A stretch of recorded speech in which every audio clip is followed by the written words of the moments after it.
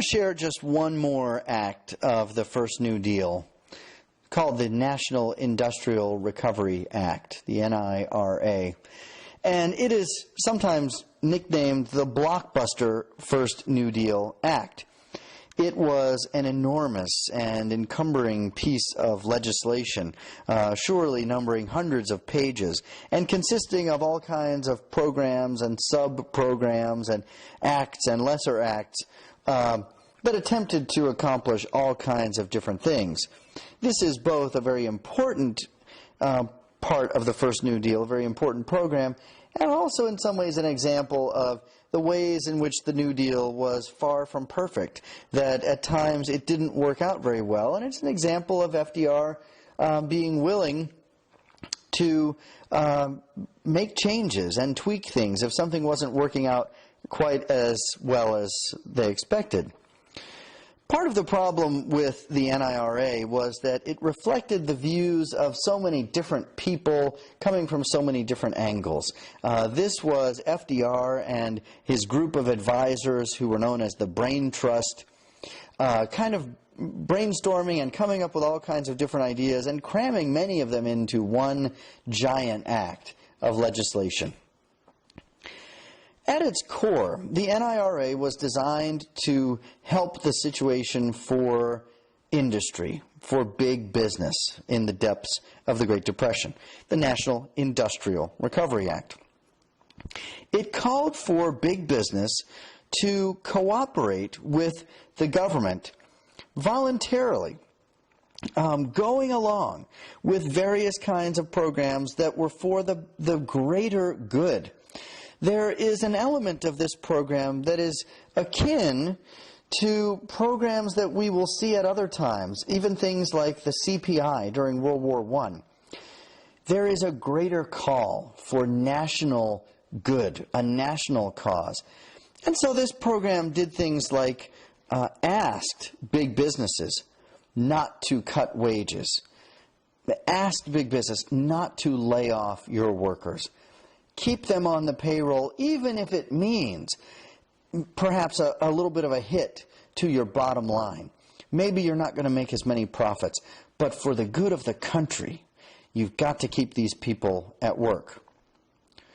You might imagine that there was something of a mixed response from big business who was asked to make these kind of sacrifices. Big business is not in the business of giving away profits and just helping those in need. They're in business to make money. So many businesses sort of balked at these requests and didn't necessarily go along with the program. Others did their part, and you see the decal here and the famous emblem of the Blue Eagle, which businesses that were supportive of what the government was doing could put this decal in their window, and customers and consumers would know that they were helping out the country during this time of need. Another element of the NIRA was that in one section, known as Section 7A, it guaranteed workers the right to form unions and to join unions. And you can imagine big business had issues with this as well. You're asking us to make all these sacrifices, you're asking us to keep our workers on the payroll and not to cut wages, and you're giving workers the right to form unions, and what are they going to do? They're going to form unions, they're going to go on strike, they're going to create problems. And we will talk further about these kind of issues, and some of that does come to pass. Other parts of the NIRA continued on with the effort of creating these public works programs and helping to combat unemployment. The Public Works Administration, which was very similar to the CCC, but we're talking more about West Coast projects, building bridges, building dams, repair work, working on national parks, but mostly out on the West Coast. And the Civil Works Administration. it begins to seem unnecessary, right, to have 6 and 7 and 8 of these different programs. But the Civil Works Administration, the unique twist here is that it was primarily for small-scale projects, local projects. The local museum needs a new roof. Are you going to hire 100,000 people for a year to work on that? No. You hire 10 guys for a week and repair the roof.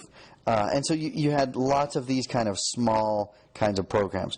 Eventually, the CWA, because of the kind of small-scale nature of these programs, employed more workers than any other New Deal program, more than 4 million workers employed through the CWA.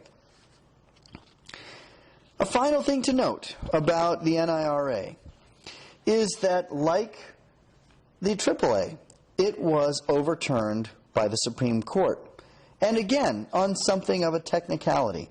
This case was known as the sick chicken case. The formal title of the case is the ALA Schechter Poultry Corporation versus United States. But you can see that sick chicken case is an easier title. And again, something of a technicality, but in the case itself, the Schechter Poultry Corporation, the United States was attempting to regulate this poultry corporation and have it meet up to the standards that were being applied under the NIRA. And the Schechter Poultry Corporation rejected this, arguing that, in fact, federal jurisdiction does not apply to us because we work only within one state, the state of New York. And so we engage in intra-state commerce within one state, not interstate commerce between the states. That's where the federal government can have some say. If it sounds like a technicality, I suppose in some ways that's what the Supreme Court is for, to make rulings on these kinds of technicalities and subtleties. And in fact, they ruled in favor of the Schechter Poultry Corporation. And so the NIRA and all of these other kinds of programs along with it are thrown out. Again, FDR frustrated by this, but it does also give him an opportunity to in some ways go back to the drawing board, pick out the parts of these programs that were working, recreate them through new programs, and then kind of get rid of the other parts that weren't working as well. So in some ways we will see this reflected in the second New Deal, some similar kinds of programs being created to replace the parts of the first New Deal that the Supreme Court overturned. With the NIRA, we have reached the end of the first New Deal. So you can breathe a sigh of relief. In some ways, the alphabet soup is behind us. And by 1934-35, the country was largely engaged in the process of assessing the first New Deal. What did we think about it? What was working? What wasn't working so well? It was all the talk all around the country. And so we can do the same here for just a moment and reflect on some of those programs of the first New Deal and how they were doing.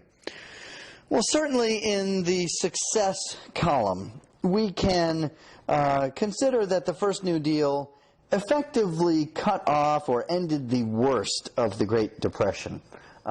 It certainly stemmed the tide and began turning things around. Unemployment was down and, in fact, would never be as bad again as it was in 1932. Wages were on the rise. The banks were stable again. The stock market appears to stabilize and was on the rise as well. So the economy certainly was improving. But there are also limitations or shortcomings to the first New Deal.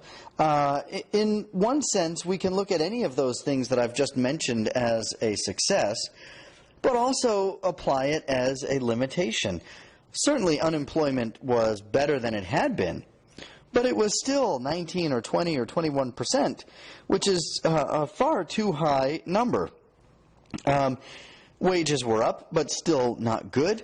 The banks and stock market had stabilized, but the stock market was still near its historic lows. So things may be moving in the right direction, but in many ways not quickly enough, and we still had a long way to go. A perhaps harsher criticism of the first New Deal, and a number of historians have attacked it along these lines, is that the New Deal, FDR's administration, the way these things were run, was racist and sexist in its orientation. That is, it did not offer equal benefit to minorities, African Americans, and women. In a literal sense, this kind of accusation is certainly true. While blacks did benefit in some ways from the New Deal, they didn't benefit at the same rate as whites, and the same could be said for women as well. Further, the argument can be made that this was intentionally done. Rightly or wrongly, FDR and his administration perceived that the core of the American economy lay with white men.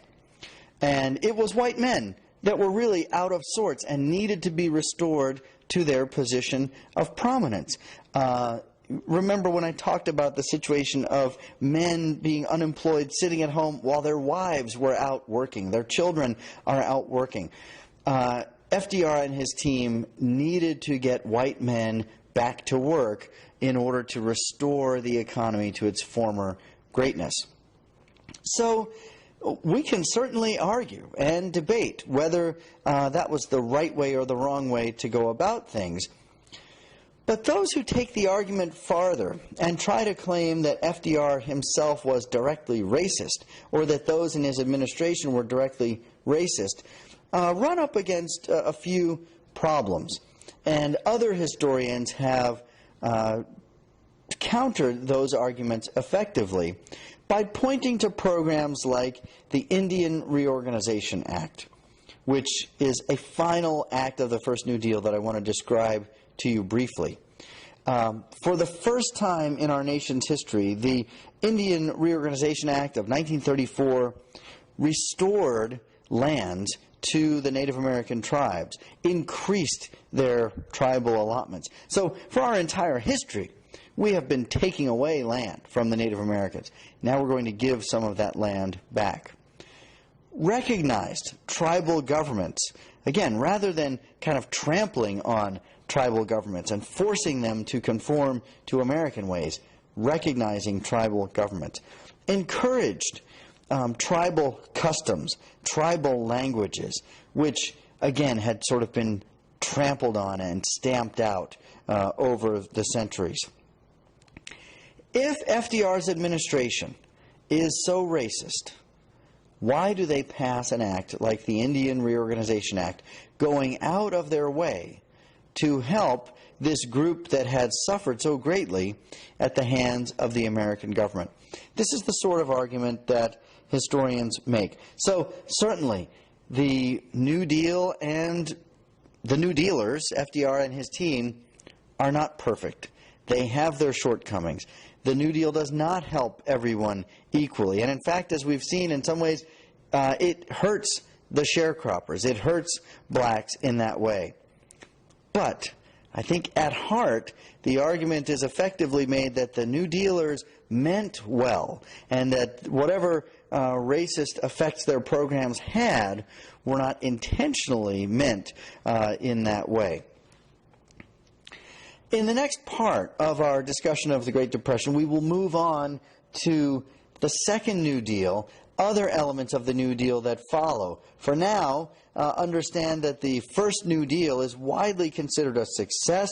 It has stopped the worst of the bleeding, so to speak, during the Great Depression, and the country is on the road to recovery.